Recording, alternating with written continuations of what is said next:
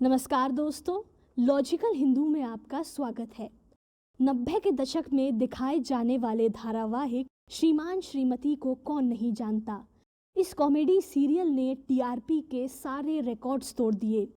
कलाकार तो थे ही दमदार, इसके अलावा डायरेक्शन और सिनेमेटोग्राफी भी ज़बरदस्त थी।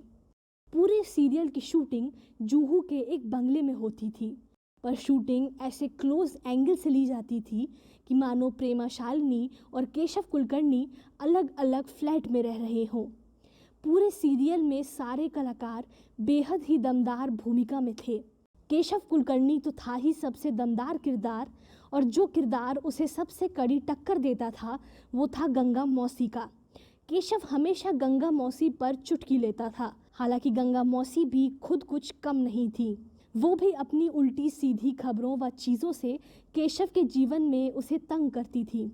कभी कभी दोनों के बीच कलेश कुछ ज़्यादा ही बढ़ जाता था। कुछ भी हो, धारावाहिक की सफलता का कारण ये छोटी छोटी नोकझोंक ही होती हैं। केशव और गंगा मौसी का झगड़ा हो या केशव और उसके बॉस के बीच हुई हाथापाई, दोनों समा बांध देते थे। गंगा मौसी की भूमिका हेमा दीवान ने निभाई थी। हेमा दीवान ने मराठी फिल्मों में भी काम किया है, पर श्रीमान श्रीमती धारावाहिक से ही वो मशहूर हुई। उनकी कॉमिक टाइमिंग इस धारावाहिक में गजब की थी। कई सीन्स में तो वो केशव कुलकर्णी को भी टक्कर देती नजर आती हैं। हेमा दीवान जी गरीब परिवार से थी।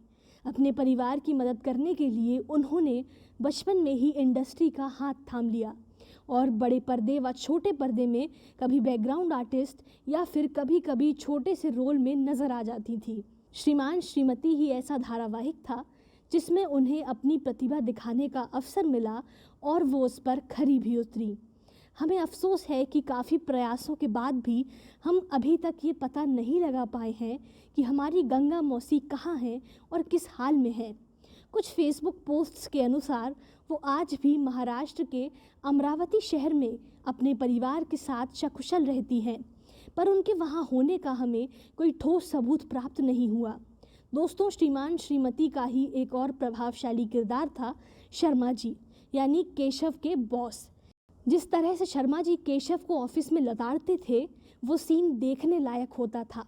श्रोताओं का तो हंस हंस कर पेट में दर्द हो जाता था। शर्मा जी की भूमिका निभाई थी शैल चतुर्वेदी ने।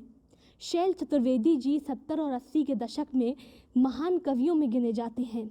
उन्होंने कई फिल्मों में भी काम किया।